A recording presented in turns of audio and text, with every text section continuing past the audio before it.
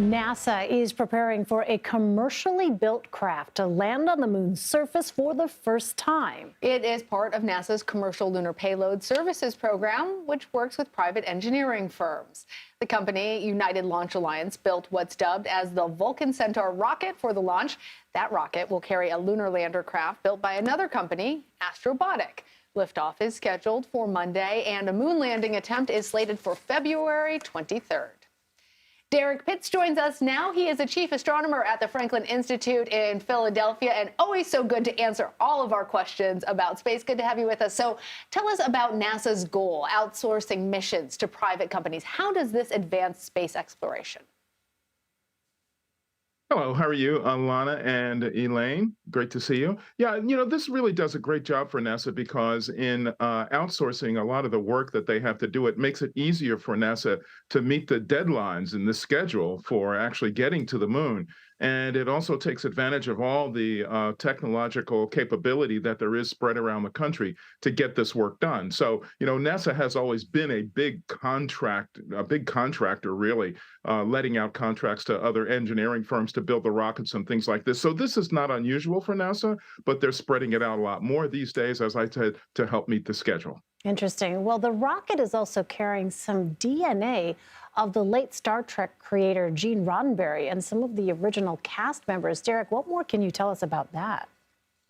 Yeah, this is a really interesting mission because what's essentially being done is the United Launch Alliance Vulcan rocket is sending this package that's called Peregrine that actually has 21 different packages on it, payloads on it. And one of them is a package that has the remains of a number of people to be deposited in space to be deposited on the moon. So this is a launch service that has been available for at least a decade, maybe more than a decade, where you can actually send the remains of your loved ones to space. And so here we get a chance to see these most famous space-related people finally heading to space. So it's a good thing all around.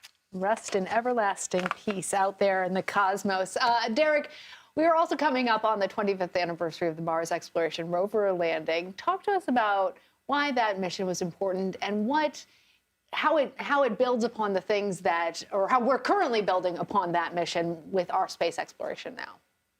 Right. So 25 years ago, the two rovers, Spirit and Opportunity, were sent off to Mars 3 weeks apart. They were only scheduled to be operational for 90 days. But as it turns out, Spirit operated for over 6 years and Opportunity lasted for 14 years. And the objective of these two rovers was to be able to examine different locations on the surface of Mars, looking for the evidence that it's possible that there could have been environments where life might have developed. Okay, so just looking for environments that might have been conducive to the development of life, not looking for life. But they also discovered that water existed on Mars at some time in the past, a long, long, long, long time ago on Mars.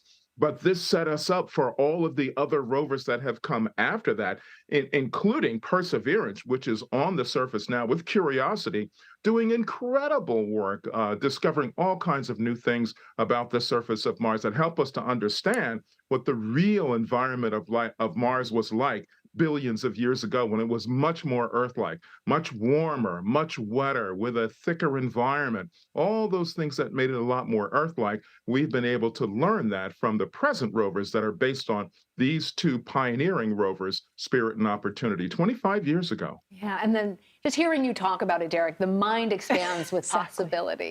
Derek Pitts, thank you. Thanks for having me.